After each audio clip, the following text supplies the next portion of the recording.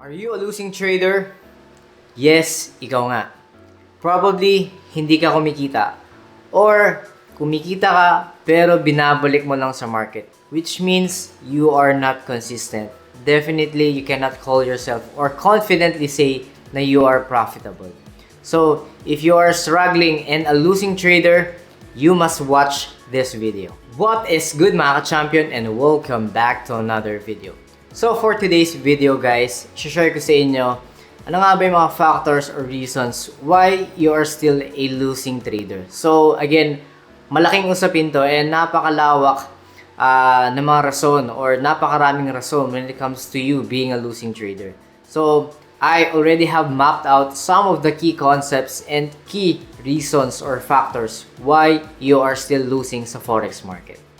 So kung ano pang hinihintay nyo, if you don't want to be a loser and be part of our growing TFP VIP Champions community, you may want to check out our 90-day one-on-one mentorship program.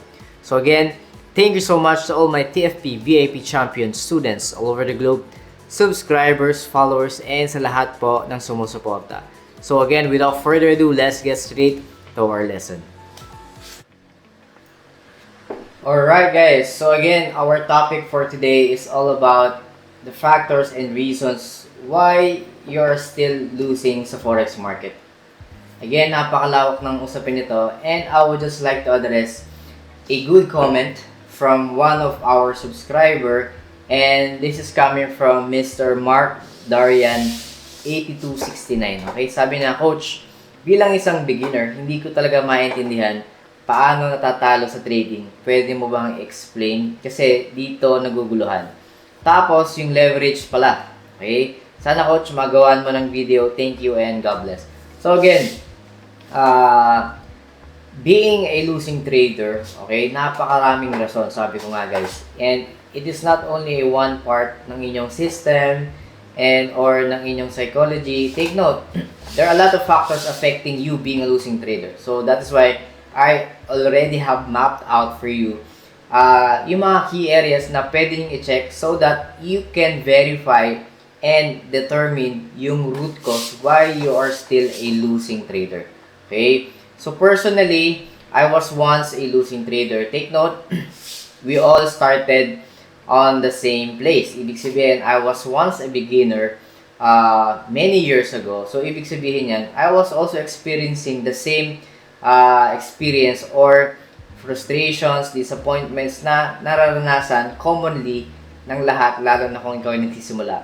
Even for those mga traders na on and off, lalo na yung mga ningas kugon, di ba? Parang nagsisimula ng 3 months and then suddenly, maraming rason, there are a lot of other priorities, kaya sila tumigil. Again, I do understand kasi iba't iba naman tayo ng struggle sa buhay. So, but, to make it like more simple, I already have mapped out why you are still a losing trader. So maybe you can verify your weak points or weak areas and try to improve on it. Okay? So iisa-isahin natin.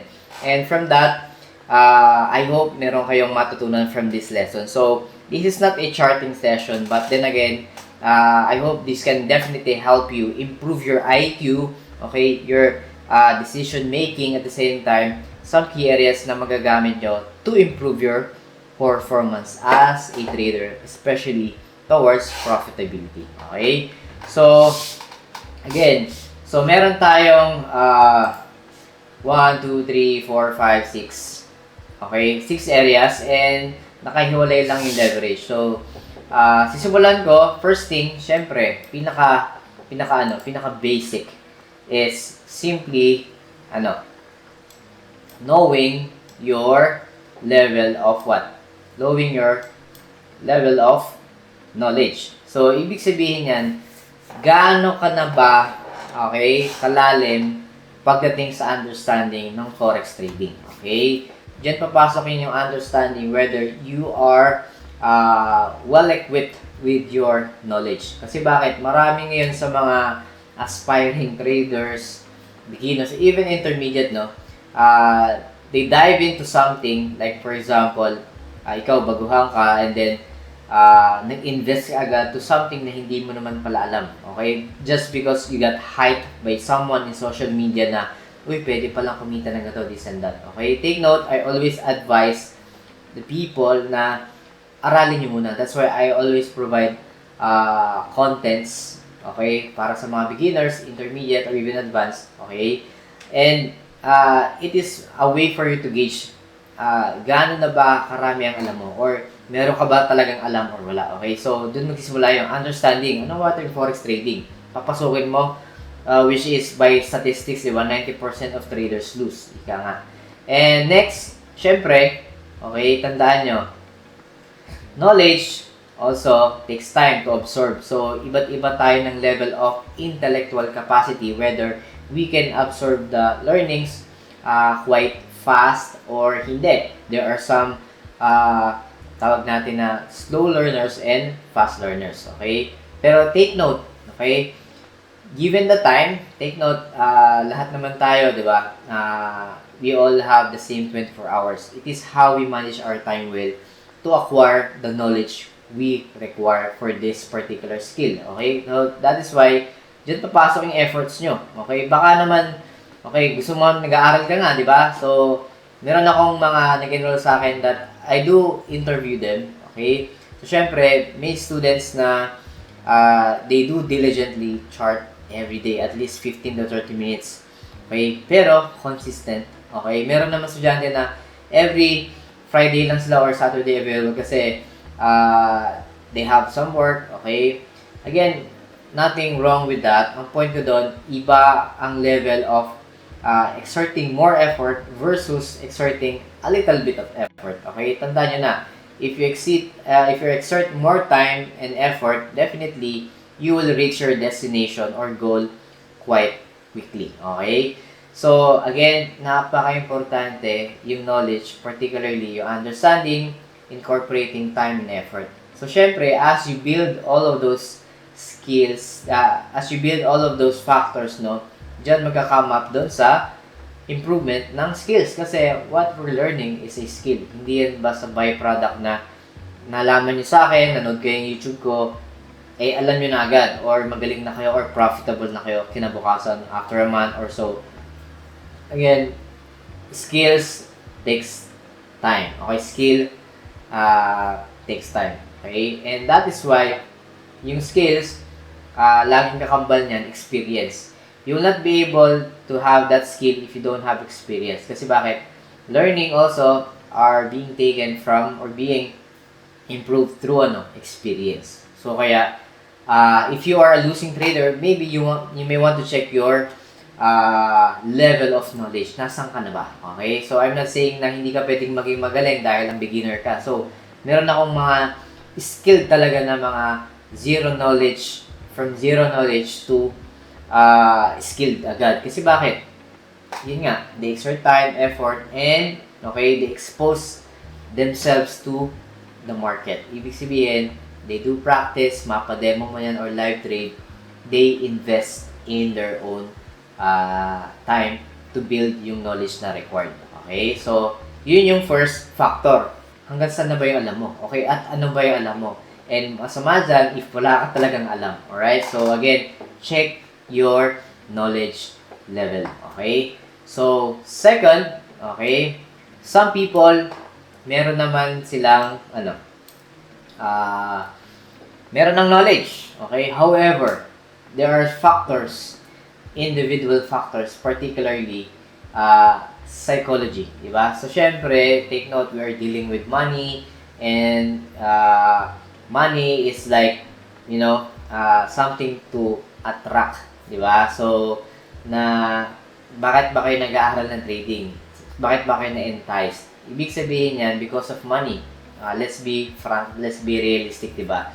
So, and let's be honest to ourselves na kailangan tayo nag-aaral nito kasi you want to acquire money, di ba? So, but take note, by nature ng mga tao, human nature yan, we are a greedy individual. Okay? Lahat tayo naman dyan, even ako, di ba? I was aggressive scalper when I was starting, and it take a toll on my capital, of course. Sunog, that's part of the process. That is how I learned. I learned the hard way.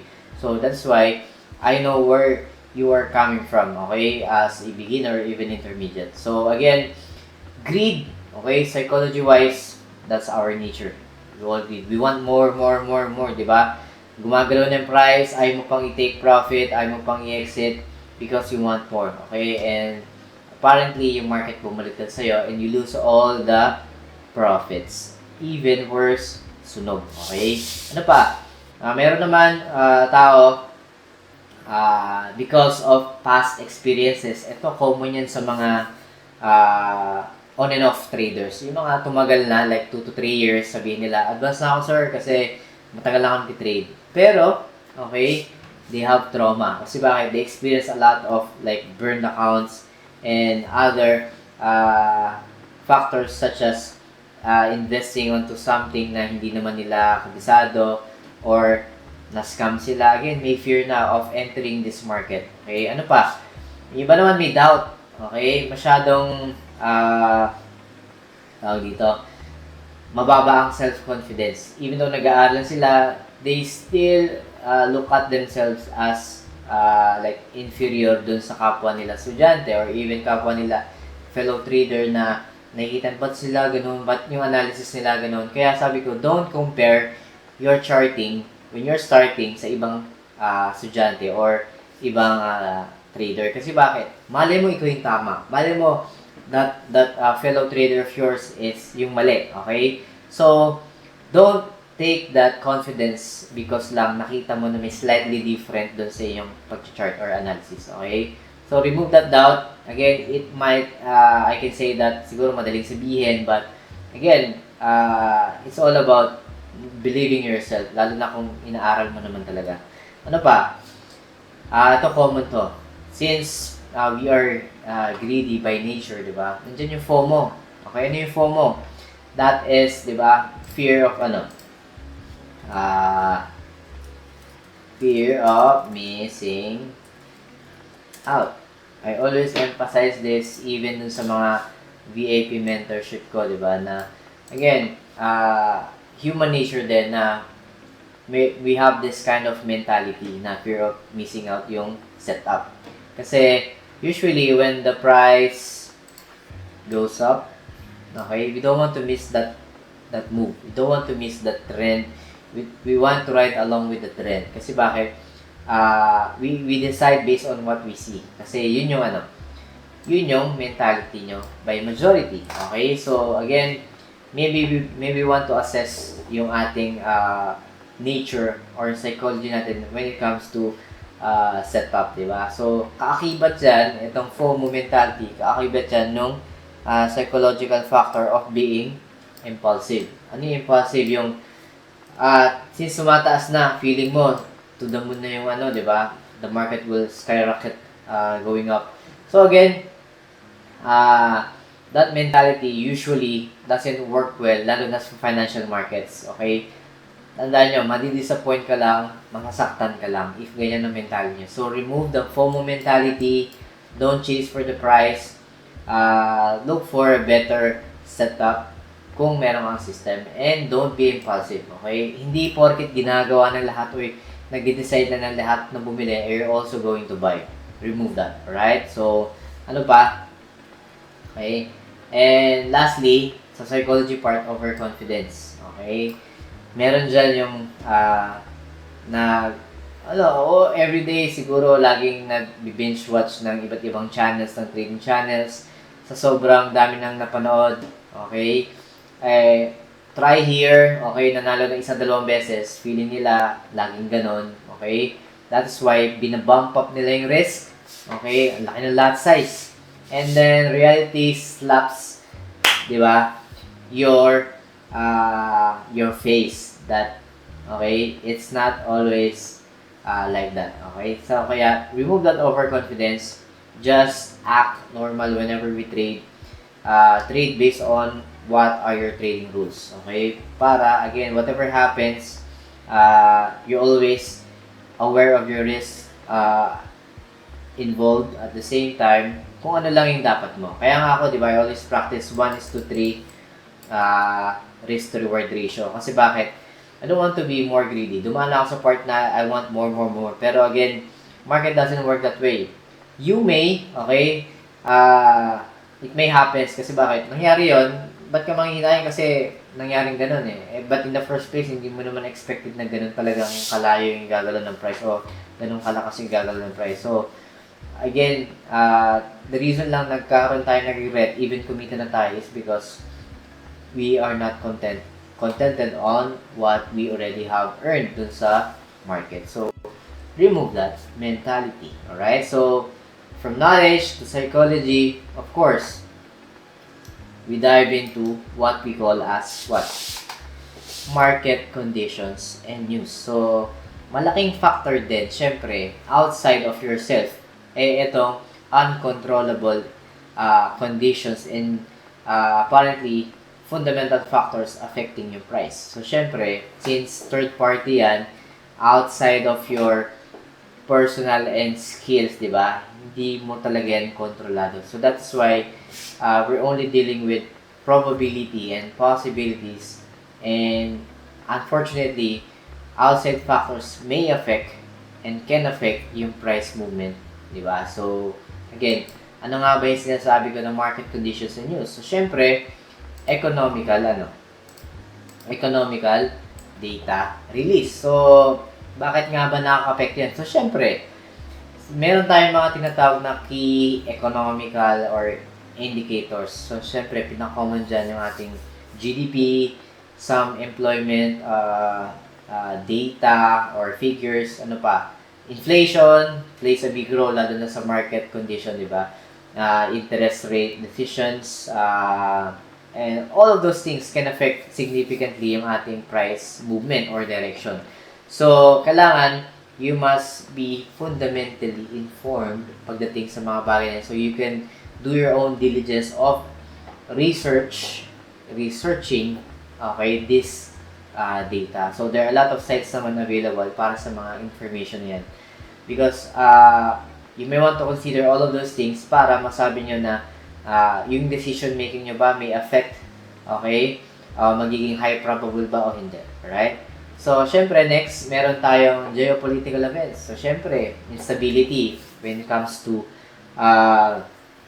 politics, okay, ano pa, there are some upcoming elections, so events, yun, may factor yan, lalo na kung sino yung lalo na yung mga sentiment ng crowd, di ba? So, syempre, it affects yung price movement. Yung ano pa, yung mga ating mga trade negotiations, lalo na yung mga conflicts, okay? Particularly yung mga terrorist attacks, kung ano-ano man, war, okay? All of those things may affect yung price movement, okay? Next, syempre, since we're dealing with money, so syempre nandiyan yung mga central bank announcements. So, control of monetary policies, interest rates, magkakasama yan. Syempre, all of those things or factors directly affect yung price value. So, such announcements and events or changes in the interest rates can definitely, or mga monetary policy, can directly affect yung market sentiment. Okay?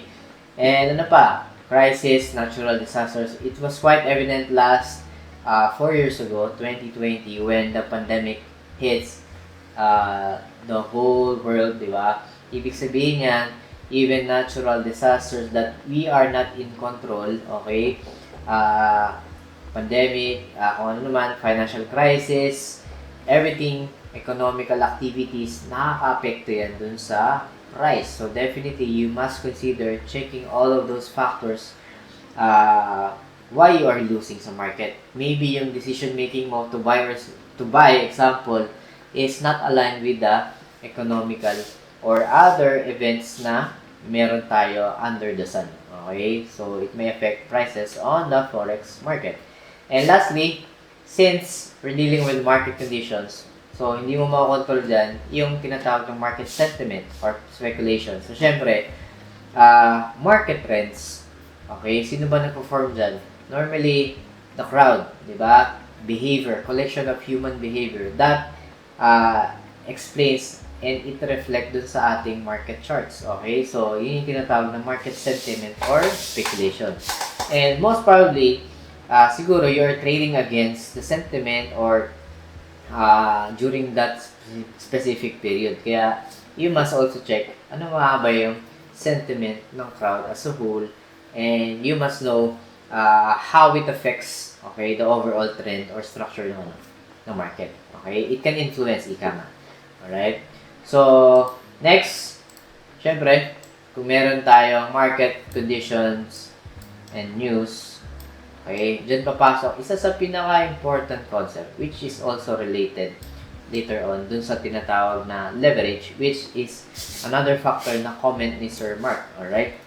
So, again, risk management, simple lang naman yan. You should know your risk appetite. Gano'n ba ka-allowable lang na percentage yung gusto mong matalo or allowable mong matalo sa personal account mo. Kasi iba-iba naman tayo ng laki ng kapital. So, again, if you have a poor or lack of discipline, definitely, susunugan ka every now and then.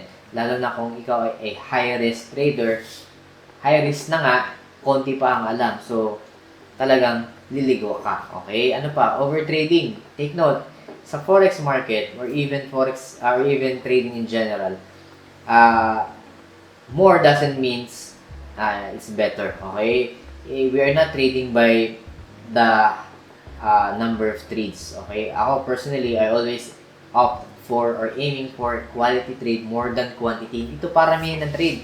Okay? Maniwala dun sa mga ang daming entry positions. Bakit? Hinuhulaan lang kasi nila yung entry. Hindi nila alam na dun magre-reverse or what. So, yun yung isa pinaka worst strategy na pwede nyo matutunan, yung napakaraming entry positions. Why is that? Okay? So, if you know what you're doing, only 1 or 2 trades is enough to have a good quality setup for you to be profitable. Okay? So, again, avoid overtrading. Okay? And make sure you are of discipline pagdating sa inyong risk appetite. So, again, maybe 1 to 3%, 5%, as long as yung percentage or risk appetite mo may not affect you overall financial, okay, psychological, emotional. Yung tipong pag natalo ka, baka hindi ka na makatulog. Yun ang malala, alright? So, you have to check your risk management approach, okay?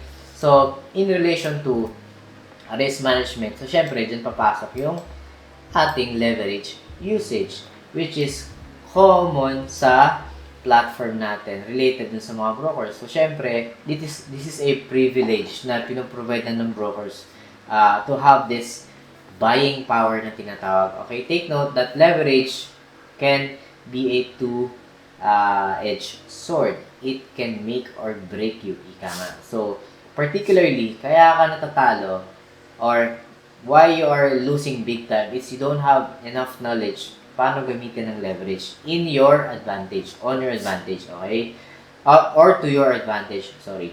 And ano pa, over leveraging. Again, kaya siya naka-highlight ng orange kasi take note, you can be a good trader with a higher leverage considerations, okay? Huwag kayong matakot sa high leverage usage, okay? Hindi naman ibig high leverage ay talunan ka lagi, okay? Okay. For me, I take advantage what the brokers are offering, particularly sa leverage. Bakit? It is, kaya nga siya leverage eh. It is, should be to your advantage. Okay? The reason lang, kaya na kayo natatalo na malaki is you don't know na if you are using a high leverage, you must be well knowledgeable and well aware of your risk management. Kasi bakit? The more na malaki yung leverage, the more na malaki rin yung pwedeng matalo sa'yo. That is why it is called a two-edged sword. Okay? So, again, leverage, you should not be afraid of leverage. You must understand how to use leverage properly, particularly in relation to overtrading. Kasi bakit? Pag malaki yung leverage, I can do a separate video for this leverage. But again, just to give you a hint, di ba? Pag mataas ang leverage usage mo, okay, maliit lang yung margin na hinihingi ng broker. So, ibig sabihin, you can have more trading frequency na pwedeng gawin. That is why yung mga tao na tends to overtrade. Okay? So, again, you don't want to have a very low leverage naman na ang mangyari, the required margin ni broker is almost equal na ng capital mo or more than 50%. So, ibig sabihin yan, you will be having, you'll be trading less. Diba? Ibig sabihin, pag natalo ka one time, boom.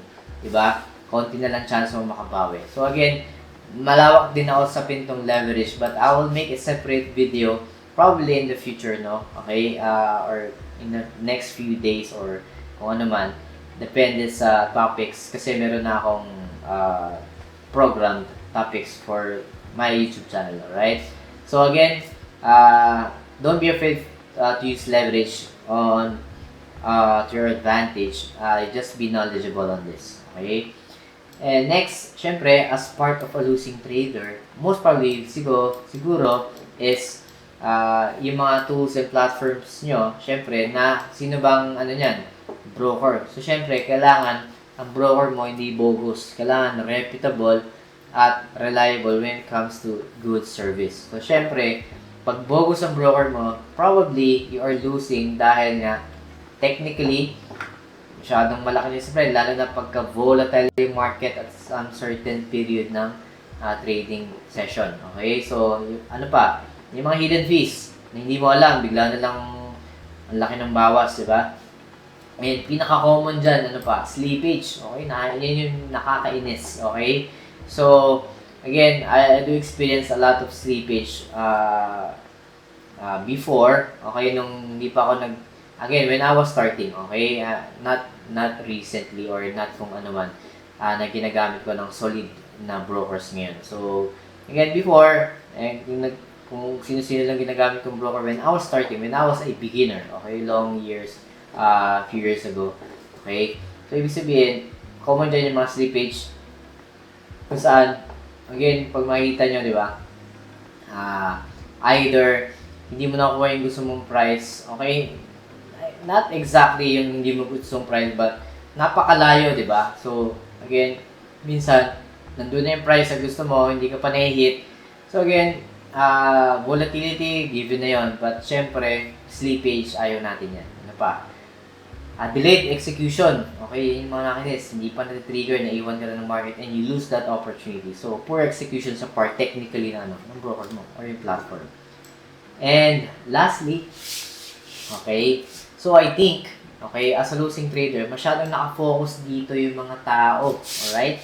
Bakit daw sila natalo? Kasi yung system na strategy ay ganito ganyan. Masyado nang nare-reklamo yung system. Again, guys, ang system, never it will be a perfect one. So, you must understand that a system, of course, kung ikaw ay losing trader, most probably, sistema mo, siguro walang rules yan, di ba? Whenever I ask someone,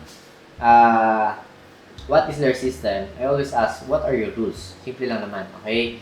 Ano pa, vague execution. Kumbaga, ang ganda ng setup, pero pagdating sa, entry, di ba? Parang, pwede na dyan, pwede na dito, bahala na. Napaka-vague. Kailangan accuracy or as much as possible. Meron kang precision, alright? Ano pa, yung sistema parang gambling style, di ba? You're adding more positions so losing trade na. So, I don't recommend those kind of strategy. Alam niyo na yun, yung mga nag-trade ngayon na aggressive, kaya kayo susunugan, di ba? Why do you add more position? Kasi bakit? Nagdadasal kayo na magre-reverse your market kasi hindi nyo alam kung saan, di ba? So, kaya yung mga maraming positions sa iisang setup, okay? Kalokohan yun, alright? Okay, so I'm not saying all, but pero, again, aggressively, it's not a friendly para sa mga traders, okay? Kung gano'n kayo mag-trade at you find successful, then congratulations. But I do know that 90% of those strategies, bogus, alright? So ano pa, high risk approach, yun nga, related yun sa gambling style. Ba't ka mag-a-add pa ng posisyon na patalo na, di ba? Because you are expecting the market to reverse in your favor na hindi mo naman alam kailan. Paano kung mas, di ba? Parang ganito yan. Most traders kasi na may ganung style is dahil may support, they bought here, and then bumaliktad, nag-reverse, add ka lang ng add, okay? Kasi anytime soon, magre-reverse din yan. Mare-recover mo rin yung losses. And then, suddenly, what happened? Boom. Diba? Kaya ba ng account mo yan? Yung ganyang drawdown? maybe kung nagtuturo sa inyo ay malaki na yung account, milyones na, okay lang yun. Pero how about yung followers mo? How about yung inyong mga students na maliit yung account? Again, the system is not applicable kapag maliit yung yung capital mo. So, again, kawawa yung mga may ganyang system na tinuturuan yung mga beginners na ganyan. Huwag kayong maniwala sa ganyang strategy. That is a gambling style strategy that will wipe out your whole account and probably lose all your savings because of that style. Alright?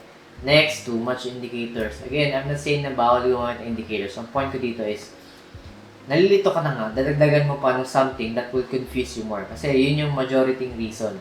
Diba? Sobrang dami mong chinecheck, related yan dito. Sobrang dami yung chinecheck, hindi mo na alam kung alin yung na-validate mo, hindi. Alright?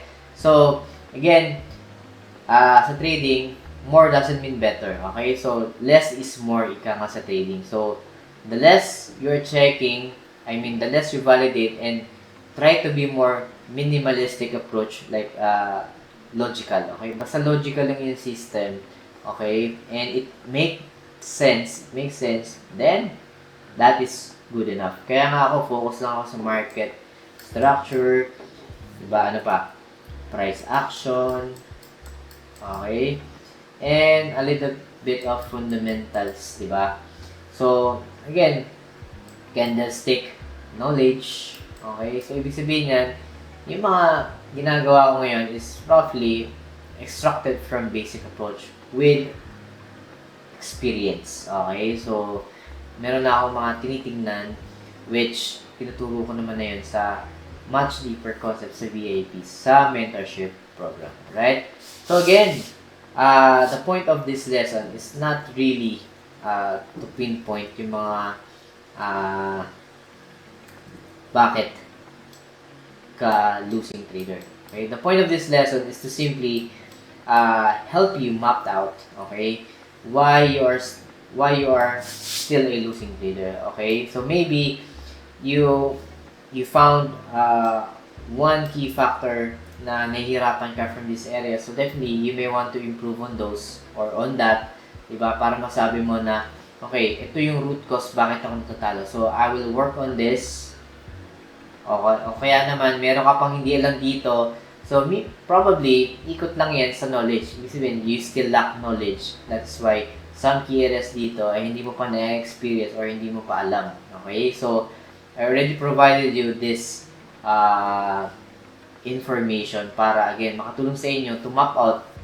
Kaya siguro ako natatalo because I am weak on this area, I don't know this area, and I don't consider this area. So again, you must be a well-rounded trader.